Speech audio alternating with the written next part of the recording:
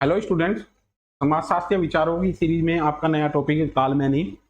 चलते हैं Karl Manning के जो बायोग्राफी है और बुक उनका डिस्कस करते हैं। कार्ल मैनिंग बर्थ इनका 1893 है और डेथ इनकी 1947 है। जो इनका वर्क है बुक ऑफ कार्ल मैनिंग, आप देखोगे कार्ल मैनिंग का जो वर्क है स्पेशली सोशियोलॉजी ऑफ नॉलेज के लिए जाना जाता है। ज्ञान किन कंडीशन में प्रोड्यूस होता है उसके बारे में ये बात करते हैं। Essay on sociology of knowledge 1928 की बुक है इनकी। आइडियोलॉजी एंड यूटोपिया बहुत इंपॉर्टेंट बुक है, ये तो अब सिलेबस में इंक्लूड किया गया है आफ्टर 2018 2018 के बाद नेट के सिलेबस में कार्ल मैनिंग को इंक्लूड किया गया है। उससे पहले भी नेट जेआरएफ और अदर कॉम्पिटिटिव में ये बुक इनकी आती थी। Ideology and utopia book written by Karl Mannheim, ठीक है। Man and society in age of reconstruction 1935 की बुक है। डायग्नोसिस ऑफ आवर टाइम 1943 की बुक है। Freedom power and democratic planning 1951 की बुक है इनकी। और essay on sociology and social psychology 1953 की बुक है। Essay on the sociology of culture ये आपकी 53 की बुक है। आप देखोगे इनके जो कॉन्सेप्ट हैं, आपके बेसिक कॉन्सेप्ट इनका सोशियोलॉजी ऑफ नॉलेज है, ज्ञान के समाजशास्त्र की बात करते हैं, ठीक है। एक आपका इनका आइडियोलॉजी एंड यूटोपिया है। आइडियोलॉजी और यूटोपिया को एज ए कॉन्सेप्ट आपको समझना है। आइडियोलॉजी क्या है एंड यूटोपिया क्या है। आइडियोलॉजी को भी दो टाइप से आपका बांटा हुआ है और आने वाले डिस्क्रिप्शन में आपको इन्हीं के बारे में डिस्कशन करना है। चलते बेटा नेक्स्ट उस पे। बुक इंपॉर्टेंट है, बुक कभी कभी क्वेश्चन के रूप में पूछी जाती है। PGT higher education assistant professor की परीक्षा में ये क्वेश्चन आपके सिलेक्ट किए जाते हैं। सोशियोलॉजी ऑफ नॉलेज की जो बात की है, ठीक है। ज्ञान और विचारों का नियंत्रण सामाजिक संरचना और ऐतिहासिक प्रक्रियाओं के अंतर्गत विशिष्ट दशाओं द्वारा होता है। अब हम बात करते हैं समाजशास्त्रीय विचारकों की। विचारकों की सीरीज में अभी तक आपने इमाइल दुर्खाइम को पढ़ा है। इमाइल दुर्खाइम बात करते हैं कि समाज जो है वो व्यक्ति को कंट्रोल करता है। समाज सर्वोपरि है, व्यक्ति जो ये आई है इसको कंट्रोल करता है और यहाँ सोसाइटी ही व्यक्ति को सभी चीजों को डिटरमाइन करती है, ठीक है। एज इट इज आप जाओगे तो कार्ल मार्क्स कहता है कि प्रौद्योगिकी लोगों के थॉट को निर्धारण करती है।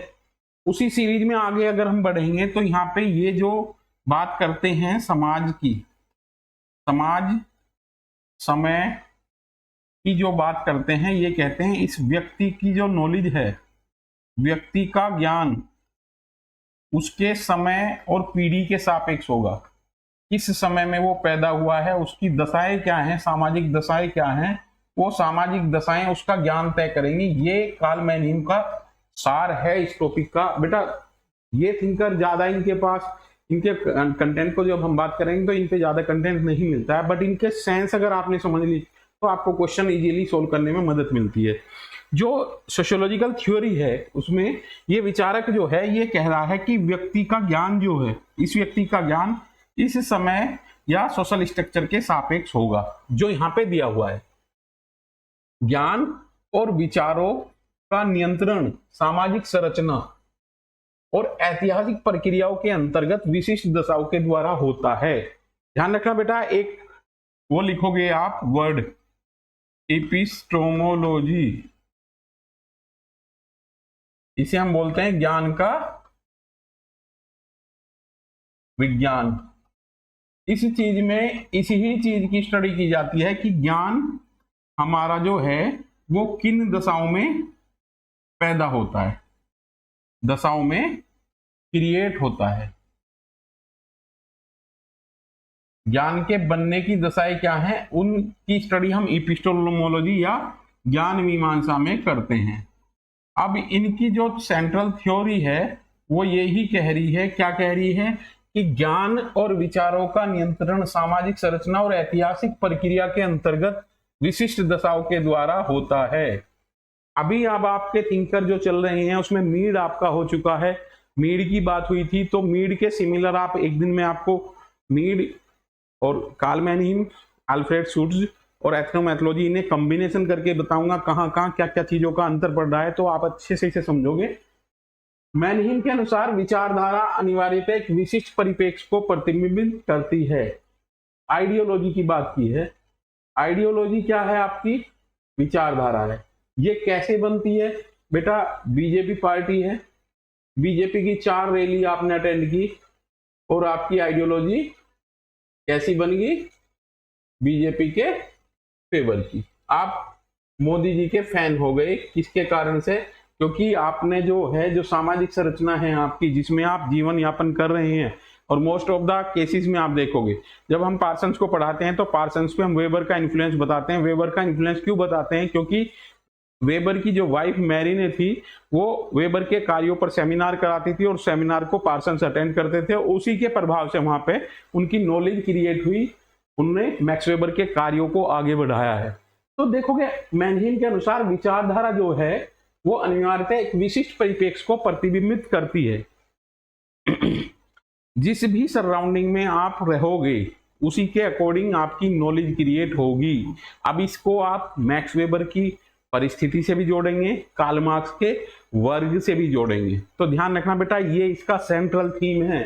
ध्यान रखने की बात यह कि मैंने आपको इस तरीके से नोट्स बनाए हैं और आपको समझाने की कोशिश की है कि आप इसके जो कीवर्ड हैं इनको लेकर के कोई डाउट आपके अंदर नहीं रहे। और देखोगे इसमें ये जरूरी नहीं है कि 100% थ्योरी हमारी करेक्ट होती है, ऐसा नहीं है, but most of the cases में most of the theory is acceptable in our society regarding the point of view, thinker के पॉइंट ऑफ व्यू से। तो आप देखोगे वो इन्फ्लुएंस देखने को मिलता है। यह स्थान विशेष के संदर्भ में सापेक्षिक होती है। अब यहां पे ध्यान रखना बेटा, विचारधारा, अब कांग्रेस के भी फॉलोअर हैं, बीजेपी के भी फॉलोअर हैं, आम आदमी पार्टी के भी फॉलोअर हैं, तो ये स्थान के संदर्भ में सापेक्षिक होती है। अब सपोज दैट दिल्ली में आपको आम आदमी पार्टी की विचारधारा के लोग ज्यादा मिल जाएंगे, यूपी में आप आओगे तो यूपी में जो सोशल स्ट्रक्चर है अकॉर्डिंग टू, आप देखोगे जहां दूसरे रिलीजन के डोमिनेंट लोग हैं और हिंदू धर्म वहां माइनॉरिटी में, बट वो सेफ गार्ड ले रहे हैं सरकार के थ्रू, तो देखोगे वो बीजेपी के फॉलोअर हैं। तो यहाँ यही चीज कह रहे हैं, स्थान विशेष के संदर्भ में सापेक्षिक होती है। समाज के संगठन अर्थात उसकी संस्कृति और संरचना द्वारा निर्धारित होती है। क्या? विचारधारा संस्कृति और संरचना द्वारा निर्धारित होती है। दूसरे शब्दों में व्यक्ति क्या जानते हैं यह उसकी परिस्थिति पर निर्भर करता है। यहां हम मैक्स वेबर को इंक्लूड कर सकते हैं। व्यक्ति क्या जानता है, लाइफ चांस वर्ड दिया है मैक्स वेबर ने, और लाइफ चांस में जीवन अवसर की बात कही है, और उन्होंने कहा कि पर्टिकुलर एक परिस्थिति धारण करने वालों के लिए लाइफ चांस इक्वल होते हैं। तो परिस्थिति पर निर्भर करती है आइडियोलॉजी, जो समाज की संरचना में उनकी होती है। साथ ही सामाजिक वर्ग जैसे कारक भी ज्ञान की रचना को प्रभावित करते हैं। ये कार्ल मार्क्स से प्रभावित है। किसी वर्ग की आइडियोलॉजी उसकी सोशल स्ट्रक्चर में क्या स्थान है उस वर्ग का, उसके द्वारा निर्धारित होगी। ये भी कार्ल मैनिम कहते नजर आ रहे हैं। अब आप देखोगे इतना टफ कॉन्सेप्ट नहीं है, बस आपको ये समझना है सोशियोलॉजिकल पॉइंट ऑफ व्यू से। आप देखोगे जब विचारकों की सीरीज में आप आगे बढ़ते चले जाते हैं तो 50% थॉट जो है वो पहले वाले विचारक के हैं, बस उनमें मॉडिफिकेशन उन्होंने किया हुआ है। और ये मॉडिफिकेशन क्यों हुआ है? क्योंकि आने वाला विचारक जो है उसमें थोड़ा स्लाइटली चेंज करता है और आगे बढ़ा करके उस थ्योरी को लेकर के जाता है। ठीक है, नेक्स्ट पॉइंट पे चलते हैं बेटा।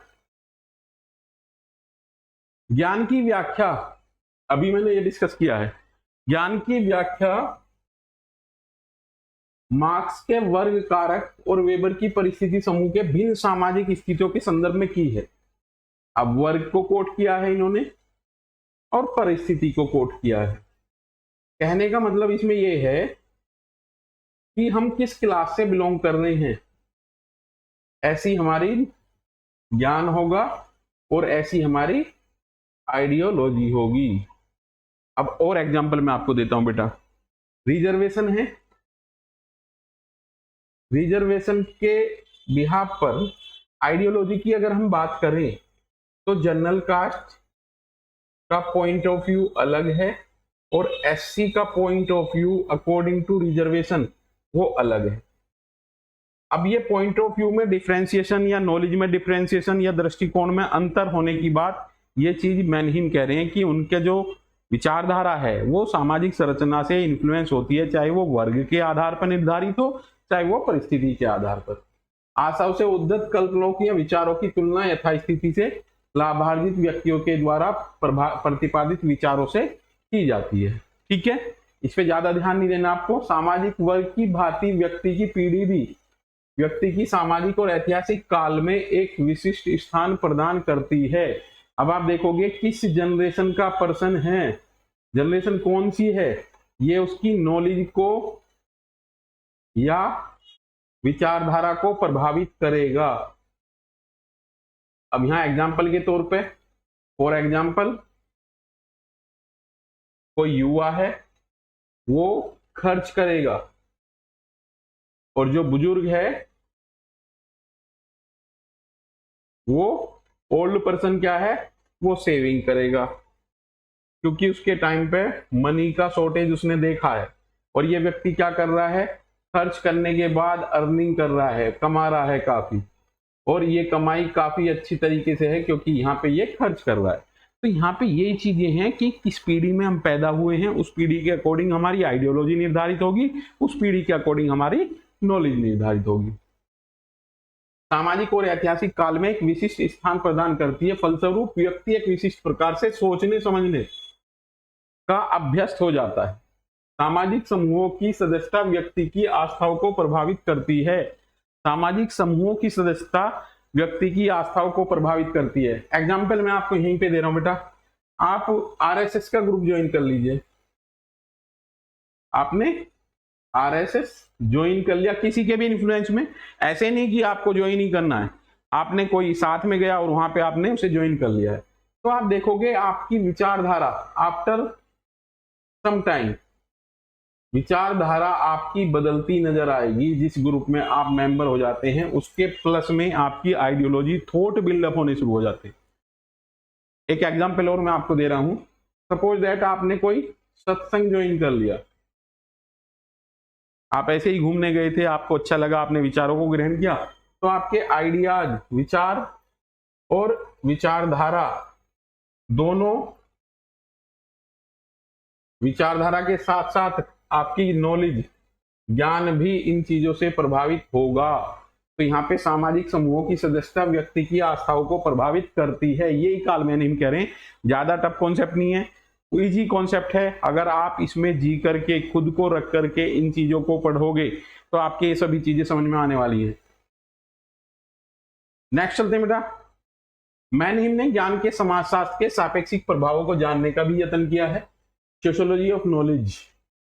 ध्यान रखना बेटा, अभी कुछ थिंकर में इस क्लास के एंड में आपको बताने वाला हूं, उनको याद रखना। सोशियोलॉजी ऑफ नॉलेज के रिगार्डिंग है, फूको भी बात करते हैं, ज्ञान की बात करते हैं। वो ज्ञान को विमर्श से जोड़ते हैं, डिस्कोर्स से जोड़ते हैं, और वो कहते हैं कि जिसके पास नॉलेज है वो पावरफुल पर्सन है, क्योंकि वो कैपेबल है to change the point of view society regarding any particular situation. वो उसमें मैं आपको अच्छे तरीके से बताऊंगा। तो मैनहीम ज्ञान के समाजशास्त्र के सापेक्षिक प्रभावों को जानने का यत्न किया है। उनका विचार है कि यदि सभी विश्वास, आस्थाएं समाज का प्रतिफल हैं, ठीक है, तब वास्तविक विश्वासों का कोई स्थान नहीं है और न ही सत्य का कोई स्वतंत्र मानदंड हो सकता है। वास्तविकता का निर्धारण सामाजिक मूल में होता है, गलत है। अब बात आती है, अभी जो मैंने आपको बताया, कोई भी चीज 100% सही नहीं होती है, बट अगर हम सिद्धांत की बात करते हैं, सिद्धांत उस समय के सापेक्ष अधिकांशतः सही होते हैं, बट 100% नहीं होते। तो ये कह रहे हैं कि अगर जो वास्तविकता है, वास्तविकता का जो स्थान है, या वास्तविकता अगर किससे तय हो रही है, देखो फिर से पढ़ो, विश्वास या आस्थाएं समाज का प्रतिफल है। वास्तविक विश्वासों का कोई स्थान नहीं है और न ही सत्य का कोई स्वतंत्र मानदंड हो सकता है। वास्तविकता का निर्धारण सामाजिक मूल में होता है, गलत है। यानी कि सामाजिक मूल वास्तविकता का निर्धारण नहीं करता है, इसे हम 100% नहीं कह सकते, क्योंकि क्या है कि सोशल रियलिटी, अभी आगे चलोगे विचारधारा की बात आएगी, मिथ्या की बात आएगी, रियल की बात आएगी, उन सब चीजों में डिस्कशन किया जाएगा इन चीजों को लेकर के। मार्क्सवादी व्याख्याएं समस्त ज्ञान को वर्ग की सदस्यता में रूपांतरित कर देती है। मैनहीम के दृष्टिकोण के अनुसार ज्ञान के स्वरूप का कोई सामाजिक समूह और प्रक्रिया जैसे पीढ़ी, पंथ, वर्ग और प्रतिस्पर्धा के साथ जोड़ा जा सकता है। अभी इन्होंने ज्ञान के स्वरूप की जो बात की है, मार्क्स ने वर्ग के अकॉर्डिंग कही है। अब अगर आप देखोगे कॉन्फ्लिक्ट क्यों होता है, उधर पूंजीवादी की विचारधारा है, उधर लेबरर की विचारधारा है, दोनों के बीच में द्वंद्व होगा। अब वास्तविकता क्या है, रियलिटी क्या है, रियलिटी को फोकस इन्होंने किया है, सत्य को भी इन्होंने फोकस किया है, सत्य को भी इन्होंने सापेक्ष बताया। इन्होंने बताया कि सत्य सापेक्ष होता है, किसी भी व्यक्ति के लिए सत्य दूसरी चीज है और दूसरे ग्रुप के लिए सत्य कुछ और है। जैसे अभी हमने जिक्र किया था जनरल कास्ट के लिए, जनरल कास्ट के लिए रिजर्वेशन गलत है, बट यही रिजर्वेशन एससी कैटेगरी के बंदों के लिए सकारात्मक तौर पे प्रभावित करता है। तो हम ये नहीं कह सकते गलत है रिजर्वेशन तो ये वास्तविकता हो गया। तो यही चीज ये कह रहे हैं, फोकस कर रहे हैं कि जो सामाजिक संरचना के द्वारा वास्तविकता बनती है वो सही नहीं है। ये नहीं कह सकते कि वो बिल्कुल एक्यूरेसी है। एक्यूरेसी तो एक रियल में जो वास्तविकता है, सत्य जो है निरपेक्ष सत्य है। अब ध्यान रखना बेटा, ए और बी इनके बीच में झगड़े का मूल कारण क्या है, संघर्ष का मूल कारण क्या है, इसके लिए वास्तविकता यहाँ है और इसके लिए वास्तविकता यहाँ है। तो दोनों के लिए अलग अलग है, बट रियल में रियलिटी ये है, जो निरपेक्ष रियलिटी है वो ये है। अब आप देखोगे कि दो व्यक्तियों के बीच में झगड़ा होता है तो उस झगड़े को शांत करने के लिए 5 लोगों को वहां बैठाया जाता है या जुडिशियरी सिस्टम में जाया जाता है। तो वो रियल में जो एक्चुअल में सत्य है चीज, उसको हम खोज करने की बात करते हैं। चले बेटा आगे। ज्यादा बड़ा थिंकर नहीं है, ज्यादा कॉन्सेप्ट नहीं है, बट रियल में समझने के लिए आपको एग्जाम्पल्स सेट करने होंगे। मनुष्य का चिंतन उनके सामाजिक अस्तित्व जीवन से निर्धारित होता है। इस व्यक्ति की आइडियोलॉजी, विचारधारा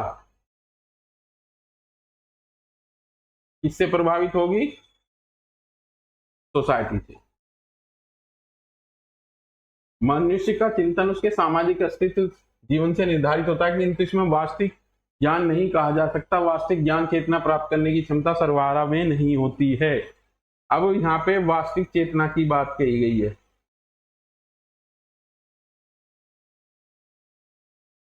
ध्यान रखना बेटा, इसमें ये दो चीजें बड़ी इंपॉर्टेंट हैं आपकी।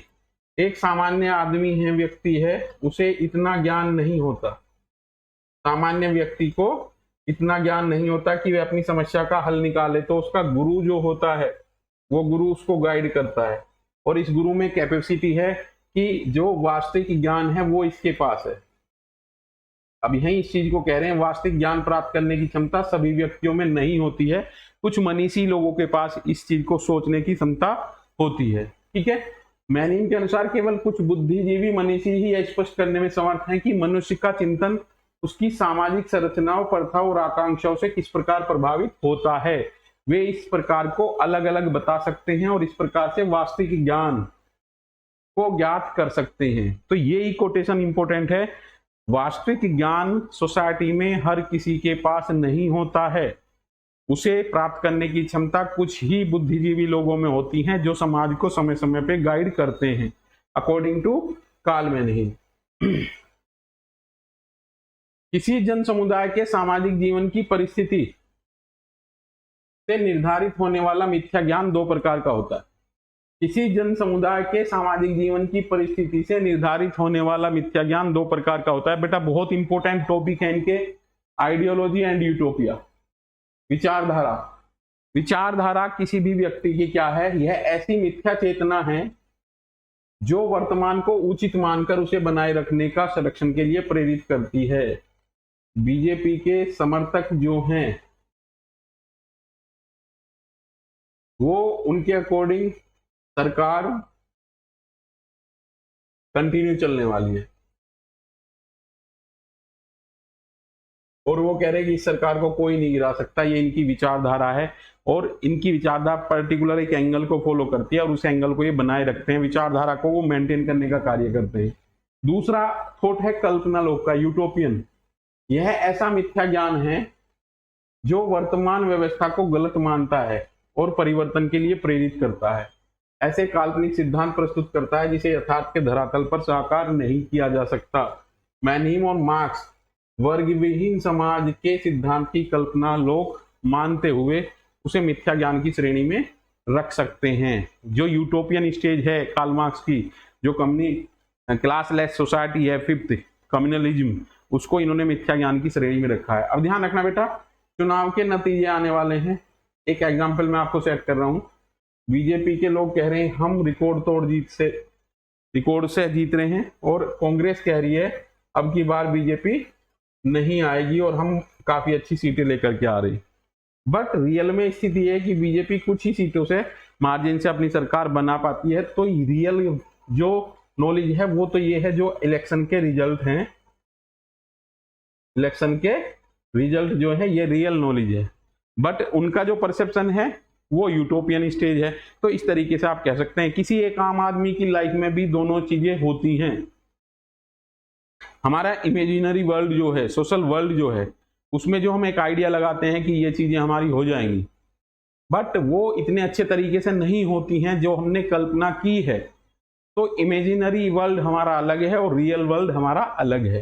तो इन चीजों को ये आइडियोलॉजी और यूटोपिया को बार बार हाईलाइट करते हैं, और आइडियोलॉजी एंड यूटोपिया नाम से इनकी बुक इंपोर्टेंट है, जो बिना सिलेबस में आए हुए भी पहले पूछी जाती थी। मोस्ट इंपोर्टेंट बुक है, 2005 से लेकर के नेट के अगर क्वेश्चन आप करोगे तो आपको कई बार ये क्वेश्चन रिपीटेड मिलेगा। पुनर्संरचना युग में मानव व्यवहार और समाज, ये बुक है आपकी 1935 की। सामाजिक पुनर्निर्माण का विश्लेषण किया गया है।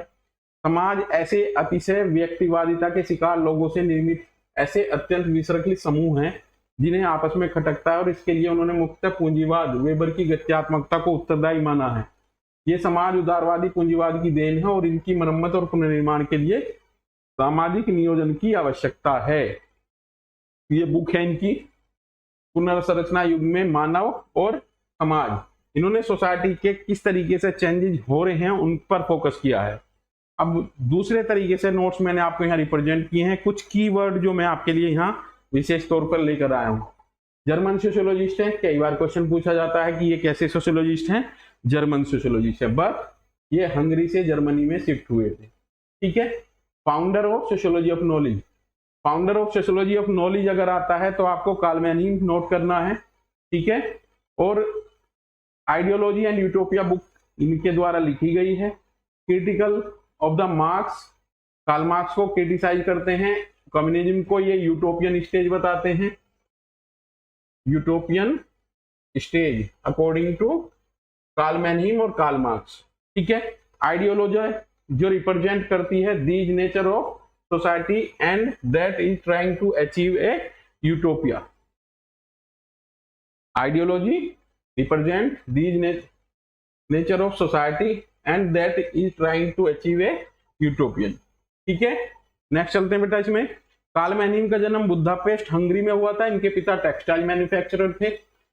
ये लेक्चर अटेंड करते थे जॉर्ज सीमेल के, वहां से इनकी विचारधारा प्रभावित हुई है। ही मैरिड विद साइकोलॉजिस्ट जुलिस्का। अब आप देखोगे ना, मैंने आपको यहाँ पे ज्ञान के समाजशास्त्र की बात की है, कहीं ना कहीं इसमें मनोविज्ञान आपको देखने को मिलेगा। एजुकेशन सोशल साइकोलॉजी की तरफ ये इशारा करते हैं। तो किसी भी व्यक्ति के लाइफ में उसका लाइफ पार्टनर बहुत इंपॉर्टेंट रोल प्ले करता है। आफ्टर मैरिज उसकी आइडियोलॉजी अपने लाइफ पार्टनर के साथ कोरिलेट करती है और उसकी तरफ उसका इशारा होता है। जैसे अगस्त कॉम्ट की आइडियोलॉजी पे भी आप विचार करोगे तो एक तरफ वो पॉजिटिविज्म की बात कर रहे हैं, अपनी युवावस्था में कॉन्सेप्ट दिया है उन्होंने, और इन्होंने बताया कि किस तरीके से हमें साइंटिफिक स्टडी करनी चाहिए।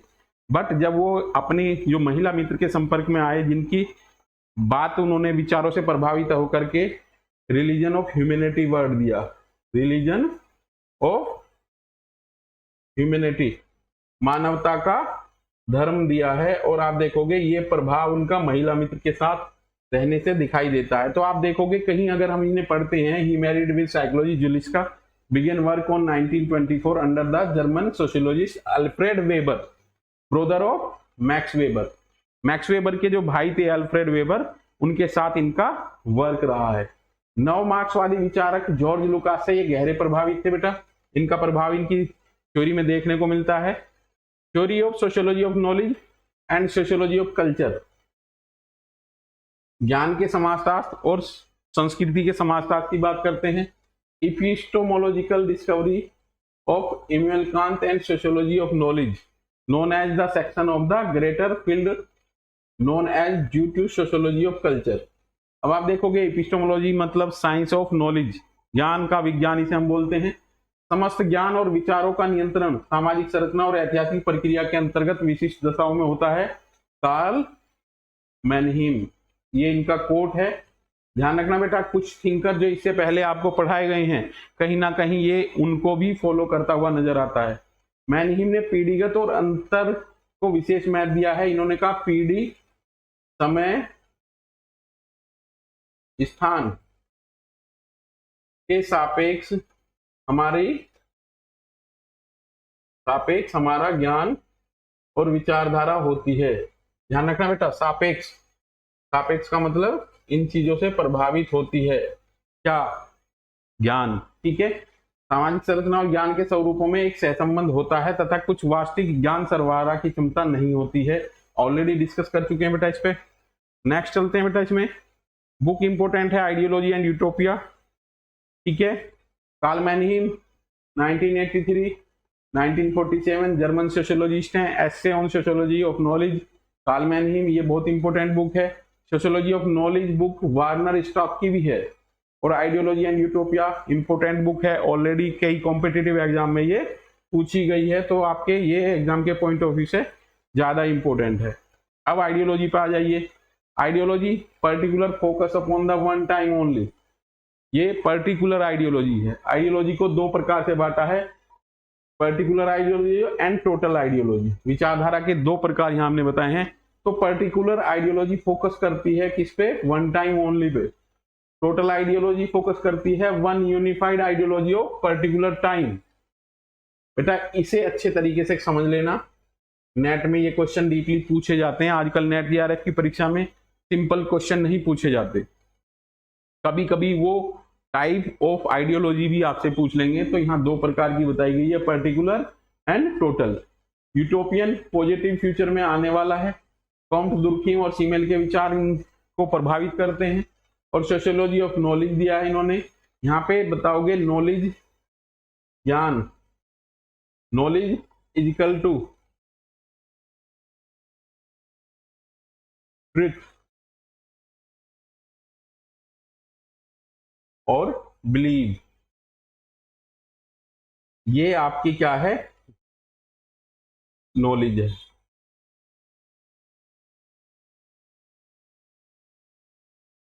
ये ज्ञान है। इस इक्वेशन के थ्रू हमने बताने की कोशिश की है, ये ज्ञान है आपका किन किन से बनता है बेटा? सत्य से और विश्वास से। तो ये ज्ञान का पोर्शन है आपका ये वाला। तो ये इंपोर्टेंट है बेटा, इस तरीके से आप समझ सकते हो इसे। नेक्स्ट चलते हैं बेटा, society plus thought equal to sociology. Sociology में क्या मिला हुआ है बेटा? विचारधारा और सोसाइटी। मैक्स सेलर की बुक है सोशियोलॉजी ऑफ नॉलेज। एपिस्टेमोलॉजी को इसमें इंक्लूड किया गया है। 1925 में कार्ल मैनहीम एक्सटेंडेड करते हैं इसे। और कार्ल मार्क्स ने दिया है बुर्जुआ आइडियोलॉजी, प्रोटेस्टेंट आइडियोलॉजी और बिलीफ सिस्टम की बात की है। जब आप देखोगे कि किसी भी वर्ग की जो विचारधारा है वो उसकी स्थिति से प्रभावित होती है। कभी आपने कोई पूंजीपति देखा है कि वो पूंजीपतियों के साथ लड़ रहा है कि मजदूरों के हक की लड़ाई लड़ो?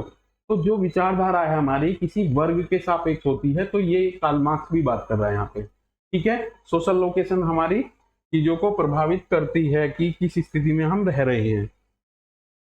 मार्क्स का हिस्टोरिकल मटेरियलिज्म, इसी के स्थान पर मैनहीम लेकर के आए हैं हिस्टोरिकल रिलेटिविज्म, कि हिस्ट्री के सापेक्ष हमारी नॉलेज इसी तरीके से बदलती रहती है जैसे कि कार्ल मार्क्स और एंजल्स की historical materialism. Ideas and belief relation to time, space and class.